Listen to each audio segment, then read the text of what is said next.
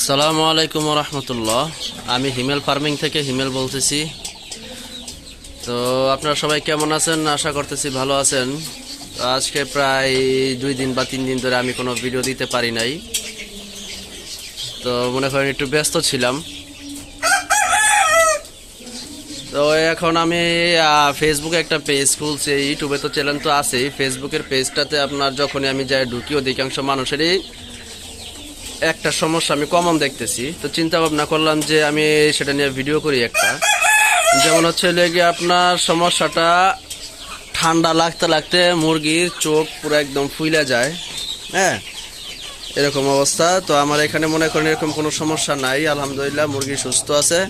কিন্তু অধিকাংশ মুরগি কুচে হয়ে গেছে। তারপর মনে করেন আপনার এই বাচ্চাগুলো আলহামদুলিল্লাহ ভালোই ওয়েট আসছে, দেখতেই পারতেছেন। আর এই যে মনে করেন আজকে আপনার টপিকটা হচ্ছে মুরগির এই সমস্ত ঠান্ডার বিষয় নিয়ে। তো এখানে দেখতে পারতেছেন আমার ওষুধের খাজানা, মনে করেন এগুলা ভিতরে অনেক ওষুধ। এখানে প্রায় আপনার হিসাব করতে গেলে প্রায় 8 থেকে 10 হাজার টাকার ওষুধ হবে ভিতরে। বেশিরভাগ আপনার হচ্ছে অ্যান্টিবায়োটিক, তারপরে হচ্ছে আপনার ভিটামিন আর মিনারেলস যেগুলো আছে সেগুলো। তো আপনাদের যেগুলার মনে করেন ঠান্ডা লাগছে সেগুলাকে কি ওষুধ দিতে পারেন, এবং আপনার ঠান্ডার আগে কি ওষুধ দিতে পারেন সেটা নিয়ে আজকের ভিডিওটা।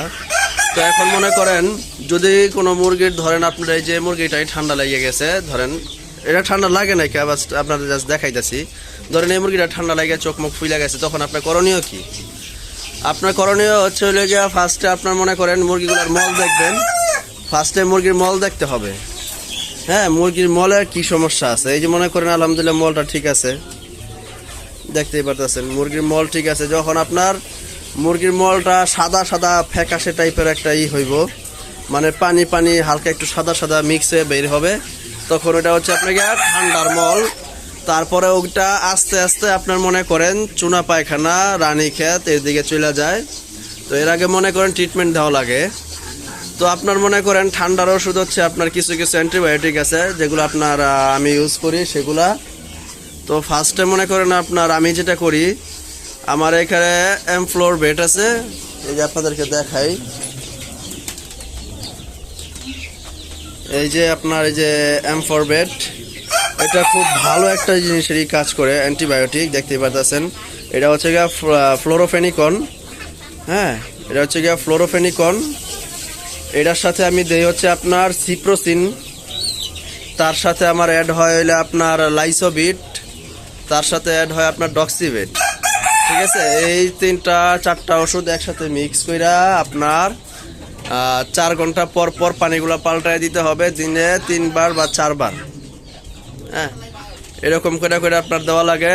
আপনার কোর্স যেটা আছে ফার্স্ট হলে আপনার 5 দিনের এক কোর্স, 7 দিনের এক কোর্স, এরকম করে করতে হয়। তো আমি মনে করেন আমার এখানে 4 থেকে 5 দিন করলে আলহামদুলিল্লাহ সুস্থ হয়ে যায়। তো আপনারা চেষ্টা করবেন এগুলা করার। আর কিছু মানুষ আছে যারা দেখি ভিডিওতে ভুলভাল আপনার ওষুধ বলতেছে যে আপনার ঠান্ডা লাগে চোখ ফুলছে, বলছে এটা দেন ওইটা দেন দেন। আরে ভাই আপনার ফার্স্টে গোড়াটাই ধরতে হবে প্রবলেমটা কোন জায়গায়। আমি যদি প্রবলেমটা না ধরে, যদি আমি মনে করেন সাধারণ একজন মানুষ, উনি আমাকে বললো ওষুধটা দিতে, আমি দিয়ে দিলাম, কিন্তু আমার ওই সময় কোনো আইডিয়া নেই, তাহলে কি ওই বেচারার কি সমস্যা হবে নাকি ভালো হবে সেটা একটু চিন্তা ভাবনা করে একটা ওষুধের নাম বললেন। যেমন আমি যে বলতেছি, আমি এটা অভিজ্ঞতা একজনের থেকে অর্জন করতেছি, এখন আমি পর্যন্ত শিখতেছি।